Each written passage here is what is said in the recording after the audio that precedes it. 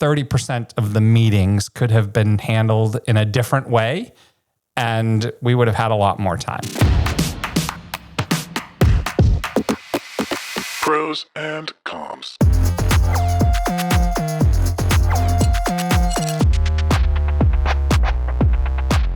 Welcome to Pros and Cons, Engagement Unplugged. I'm Laura Smith. And I'm Brian Rowley. So I'm super excited today because it's me and Brian on our own, no guest, with, I would say, a fun topic. The topic is the meetings that waste marketing's time. Okay, everyone's going to have a perspective on this. Most marketers don't complain about the work.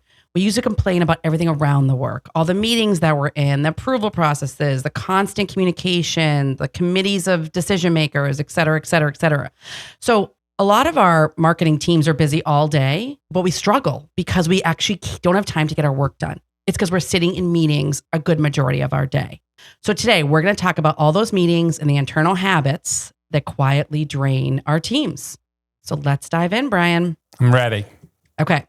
What's the most pointless marketing meeting you've ever been in? One of the worst ones I ever did was, it was in a prior role. I actually flew from Boston to Japan for a 2-hour meeting, turned around and came back because they insisted that this meeting be in person.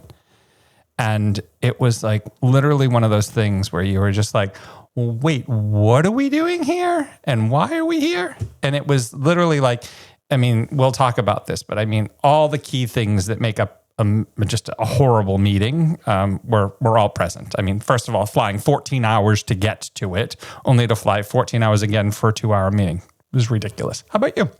I don't know if there's one pointless marketing meeting that I've ever been in. Wow. I mean, don't narrow it down or anything. I feel like, you're talking like the pre-COVID days, right? So I would probably, again, go back to that time where it was flying. I didn't have to fly to Japan, but definitely flying to show up for a quick meeting to then turn around. Number one, even if the meeting was productive, how much money was wasted in that environment. And at the time working at agency, so it's the client's money that they're willing to spend and paying for, but it just feels so inefficient.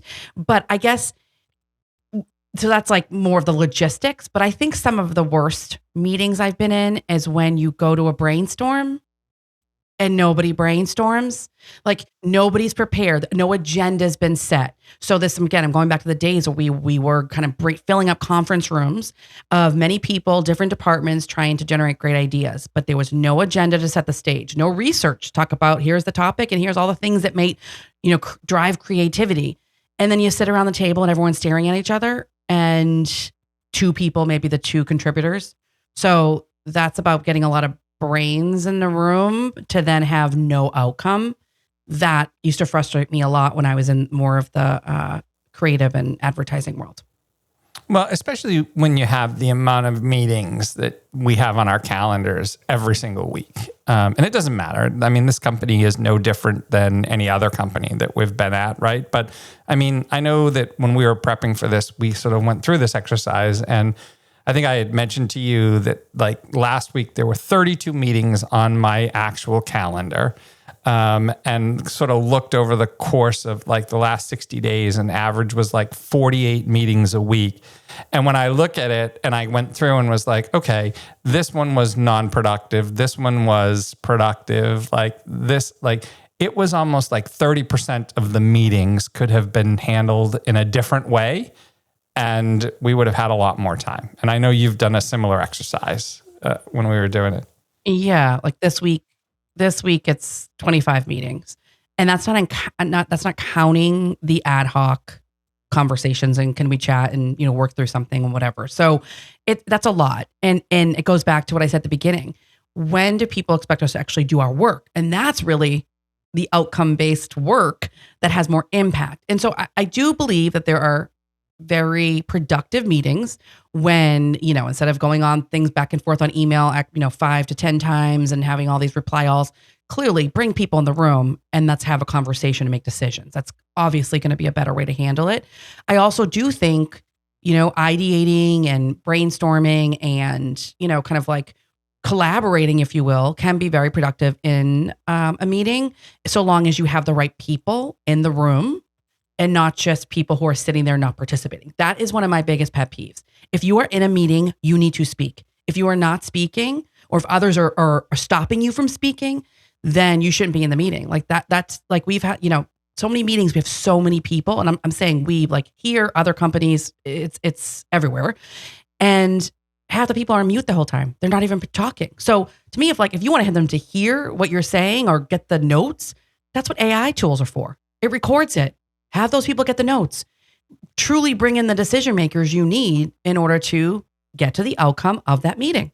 But I think the opposite of that is equally as detrimental to a good meeting. And that is the person who just railroads everybody and just manipulates every conversation. And no matter, what the topic is that you're trying to cover, which is why I think the agenda piece is so important, is how many times do you sort of get into these meetings and then the next thing you know, it's like someone says squirrel and half of the audience looks in the other direction, right? And they're chasing a whole new topic. And we're like, no, we're not here to discuss that right now. We're here to discuss this. But if you don't have the agenda and the objectives and all of that laid out, then what ends up happening is the meeting gets railroaded and you never get the answers to what you were there for to begin with, which causes a lot of frustration for people as it relates to meetings. Yeah. And I think it does come down to having, like, everyone has a role, right? Like we used to do races back where I was before, and it was like, who's responsible, who's accountable, who's contributing, who's executing. Like, truly understand what everyone's role is, because not everyone can have the same role. And there has to be a leader, and there has to be someone who's going to go take the task and run with it, or collaborate, or whatever it may be. But so many times people go to meetings and say, I don't know why I'm here. And they should never feel that way. There should be a known role that you're playing. Again, I think agenda helps that, but also being more formal or a little bit more process oriented around what is everyone's role in this discussion. So there isn't this ambiguity. And then of course people then opt to go on mute and multitask. That's the other thing. Everyone, when they're on, like, we all are doing it. I can see it. I could see it. I remember, like, years past, and Joey might even remember this from years past, but I would call people out on, like, I know you're not listening to this meeting right now. You are multitasking. When we're all remote like this, that's too easy to do that. And people's eyes are wandering. You can tell they're typing.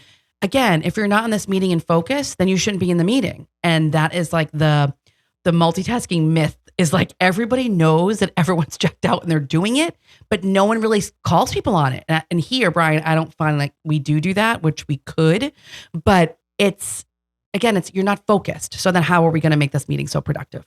I will tell you, the one thing that drives me crazy, especially in the remote environment, is the people that are constantly firing messages in the chat window while the meeting's going on. Like just this rando things, right? That just come up and it's just like, what? Like, no, that has nothing to do with what we're talking about right now. And those are usually the people that walk out of the meeting, and then you bring something back up and it's like, oh, I don't remember that being discussed. No, of course you don't, because you were too busy talking about the color of the sky versus what was really important that day. Like, I mean, it's not obvious. I mean, this sounds like a total like bitch session that we're having here in regards to meetings. But I think the other thing too, though, is I do think there's some cultural elements to this, right, that actually play in. And I think that is also, how many times do you show up to meetings where it's like an approval meeting and then 12 people are part of the meeting? It's like, we're never going to get approval here. There's 12 people involved. Like, who's making the decision? And I think what ends up happening is a lot of people are afraid to take that ownership and say, this is my decision, for fear of what the outcome of that could be. And I think culturally, you have to develop cultures that are like, failures are okay, right? As long as they don't bankrupt the company type moments, right? But I think if you give people the authority to be able to say that, yes, you're the one who's making the decision, and here's what we're targeting, here's what we're projecting the outcome to be, and give them the ability to manage to that, I think you have less of these, I need 50 people to make a decision. Right. I mean, too many cooks in the kitchen is never going to be productive, right? How many times, and I again, like, lived through this for so long. It's how many times does an idea, does a campaign, I don't know, whatever the output is, get worse the minute you start adding people into the approval process? Every time. Thank you, Joey. Every time it does. Yeah, from a creative. There we go. There it is. But I think it's even worse. Not only sometimes does it get worse, sometimes it gets killed completely because you can't create, right? You don't have the ability to be able to reach a consensus. And I think that's the problem. But to your point, Brian, it doesn't need to be everyone's decision. This is where someone has to own it and have a role, and they need to take feedback and listen to feedback. But it's not about everyone sitting in a room either complaining or raving about this idea that half the people really shouldn't have influence on, but also they have no, as it kind of goes downstream, they have no role in that, and how it works, how it doesn't work, or how effective it is. So it is about keeping it to a contained group, knowing who the right members are and knowing that agenda. And ideally that could be more productive. And I think many listeners, I hope, a lot of our listeners are marketers or creatives, et cetera, and they will get this as like in the marketing role. And I don't want to say it doesn't happen in other roles, but I do believe that like in the role of marketing, because there's so much that we're involved in as the company, as far as like sales and product and engineering and all that, there's so much that kind of, rolls into our world, that I believe that we happen to have this happen more often than a lot of other departments and other companies kind of experience. Yes. I think marketing definitely is one that sees it a lot more. But I think to that point though, too, I also think there are people that are out there and executive roles that actually view the number of people in the room as how collaborative, right, the meeting actually is. So people see a room full of people and they're like, oh, look at that collaboration that's taking place. And the reality of it is, you don't always have to have a room full of people in order for collaboration to take place. You can do that with a handful of people. It's about having the right people at whatever stage a product is that's going to get you a specific outcome, which is where it actually makes sense. One of the companies that I used to work for, one of the leaders there used to say, that everyone in the room for every decision is not a culture of inclusion. It's actually one of insecurity. And if you think about that, it's actually a really accurate point, right? It's people who are afraid they're missing something and they're afraid of not being a part of something. Whereas let the people who need to be a part of the discussion at that time be a part of it, and then trust that they are going to do their part as you're going to do your part to make sure that it's a successful outcome. Yeah. I 100% believe that. I think people have so much FOMO. And so they're just like, why am I not in that? Or why is my department not in that? How to get me in that? And I think that's just, that's obviously the basis of insecurity, but no one has to, like, how are we going to be more productive? And I think about that. Like, when I go back to my comment about if people don't have a role in the meeting and they're going to sit quietly, then they should be off doing work, like being productive. Some days I'm like, I wish I could be out there being productive versus sitting in the meeting. And so we need to empower our team members to just say, like, if there's no role for me here, I'm going to leave. Again, we use AI tools that record our meetings and that follow up with the outcomes and the takeaways. So let them read the notes, because that just feels like a better use of some folks' time. But again, it goes back to this, like, well, if they're not there, then what? Well, and I think on the note of, the collaboration, I also think it's about it. Just because you need to collaborate or just because a decision needs to be made doesn't mean it has to be a meeting. Like, there can be we have other mechanisms. There's emails. And I'm saying, like, email isn't always most effective. You got to know when to take it out of email, but also Teams or whatever tool you're using for chat. Like, you can banter back and forth for a couple of minutes with 1, 2, 3 people on a chat and get to your solution. So think about how quickly that was solved versus having to have another person block the time to then get in on that meeting. And I was reading an article earlier just about how it's not just the hour meeting or the half-hour meeting. It's the 20 minutes leading up to the meeting. You're getting yourself organized, coming out of another meeting, maybe eating. Well, you are. Not everybody is. That's you, because you know how to handle a meeting, right? But some people just show up, to your point, right? But then coming out of it, then it's like, oh, I've got to now digest this or probably talk to someone about this, or like, it's carrying on. So that actual topic can take up to, an extra half hour or whatever else on top of it. So it's not just the block of time, it's on your calendar. And remember, we talked to April Williams about this a bit, about how do we save our calendars, or how do we and I haven't done a very good job of that, but it's fascinating because of how much more effective we could be if we didn't sit in so many meetings. Yeah, I would agree. But okay, so we've talked a lot about all the things that are wrong with meetings. But there was some good. There was some good. What? Yeah. Well, little, not a lot. But what does a good meeting look like? Like, how do you organize it? I mean, like, what does that actually look like? What should people be focusing on in order to be able to achieve that? I think it's the opposite of everything, or some of the things we said, right? It's like having the agenda, make sure everyone has a clear understanding of the topic and whatever they need to help either make a decision or come in to participate. It's having the roles kind of laid out, like there's the project owner, here's people who are going to be contributing, here are people who are basically going to say yay or nay at the end of the day. And I also think it's about making sure people are focused. Don't let people multitask. If they're in the room, make sure that they're engaged in it so it can be as productive as possible. Because if a meeting could last 40 minutes instead of an hour, good for everybody. So if you can be very focused and use the time efficiently, then everyone wins. When we say, well, this is a pet peeve. I'm going to go back to negative. But when people say, I'm giving you 3 minutes back. Are you kidding me? Like 3 minutes. I mean, whatever. Sure, I can breathe for 2 seconds, take a sip of water. Like 3 minutes isn't what we're looking to give people back. It's like, 20 minutes on an hour call if we can really be efficient and productive. Well, yeah. I mean, if you gave me 20 minutes back only for me to have another 30-minute call because all the right people weren't on there and nothing was accomplished in this meeting, did you really give me anything? The answer is no.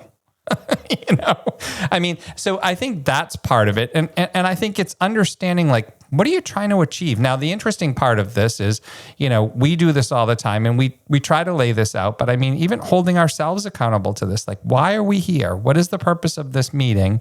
What is the, like, I'm also a big one for, like, if we could give agendas ahead of time so people can come prepared asking questions versus going through slides. I don't need you to read me a slide. I can read. But once I have read it, I do need answers to certain things in order to move something along. So I think some of that too is an important part. And you know what? If the meeting ends, it was an hour meeting, it ends in 30 minutes and everything was accomplished, good for us. We were productive. Right. And an hour meeting could be an hour meeting and still productive. And that's fine too, as long as it's productive. Agreed. I think it might have been Bezos. I don't know. Don't quote me on that. Who used to basically make everybody, I think, send out like a PowerPoint, like something like there was like a whole document you had to like fill out before the meeting to prep everybody. And it was just, if you didn't have that, you don't go to the meeting. It's kind of like the meeting doesn't happen then. So I mean, it was a little bit more stringent, but I understand the nature of what they were trying to do is trying to make those. So he is a no PowerPoint rule, Laura, and like no PowerPoints are allowed to be in the meeting, and whoever is like running the meeting needs to send out. It's not a white paper, but like a report basically, and everyone needs to read that either beforehand or like during the meeting. They all sit and read it in silence, and then when they're all done, they can talk. So that's it is interesting. So I don't disagree with it. Honestly, I mean, we used to do say it in 5, right? So you'd have 5 slides, like get your point across in those 5 slides and let the rest of the time, because one of the things that you find is you do get into these situations where it's just PowerPoint slides and there's no conversation and nothing is solved without the conversation. But the opposite of that is someone comes to a meeting and just talks at you. You've got nothing to look at or refer to. So you're like, wait a minute, wait, I missed some of that. So is it, so it does, having some slides to drive the conversation to make sure there's like, again, why we create presentations to tell a story, to build up to something is helpful. But yes, I think if you're going to have them, they need to be a tool, not just, someone reading off of a slide and telling you what it says. So it's that prep work, which is necessary in advance. Okay. So what would you do, knowing your schedule and you had 34 meetings or 32 meetings last week? What would you do if you had 5 hours back in your week last week? Wow. There's a list of things that I could do. I have the list of things right here that didn't get done. No, I mean, I think, to be honest, I think you could spend more time being strategic and proactive versus the reactive piece of what we do, right? A lot of times we react to situations because we didn't have enough time to be able to plan. So if you add that time back and you could do things like do a little bit of research into something so that the conversation at that next meeting could be more productive, that would be time that would be well spent. You'd also have an opportunity to maybe connect more with people on the team just to understand, like, hey, what's working? What are you working on? How do we help? Versus we get tossed into a situation when everything's blowing up. Like, I just think there's some proactive things and there's some other things that could be done that would be a lot more helpful. What about you? Well, your question, you can ask me yours. I was just going to say, and this kind of goes down because we talk about all the meetings that we have, but if you could ban one type of marketing meeting forever, like what would you never attend again? A status meeting with a running list of status items. Because that is the most like a weekly unproductive- status? Yeah, like a weekly status. Just run through. It's basically why we stopped our team meeting to be run that way, where it's like, go through everything everyone's doing. Let's read a list. It's the most unproductive way because it's really about like anyone can read a status report, going back to what we're talking about, read the status report, understand where things stand. Let's use the time to talk about solving the problems we're trying to solve, getting answers to questions that have left unanswered for a week because everyone's been busy and going 18,000 different directions. It's the status of the status, that type of meeting. Yeah. What about you? Yeah, I mean, I think that's a fair one. I think some of the other ones, and it's not that I don't agree with these meetings, but like postmortems is an example. I like the concept of postmortem. What I don't like about postmortem is when people show up to the postmortem to explain all the reasons and try to justify the failures that we saw in the process, right? So when there's a postmortem and no one wants to leave that conversation doing anything differently than how we entered the conversation, it just becomes a waste of time. And everybody thinks, oh, we need to do postmortems. Agreed. They're not a bad thing, but they're only a good thing if you're willing to act on the things that you learn from them. Yes. So I want to wrap this up with a funny meme that I actually got served this morning in my Instagram feed because I do have a lot of like funny work things that I follow that just make me laugh. So it was very on point and on topic. So I want to end with the meme that says, meeting agenda, 1, say words, 2, solve nothing, 3, schedule another meeting. It's exactly what we're talking about, right? It's the world we live in. So there's ways to fix it. We know we can fix it. It's a conversation that we could have, Brian, for, longer than now. And I'm sure even bringing a guest on to help kind of navigate it and discuss other angles of it. But great chat. And we want to thank everyone for listening. And most importantly, if you liked what you heard today, be sure to follow us.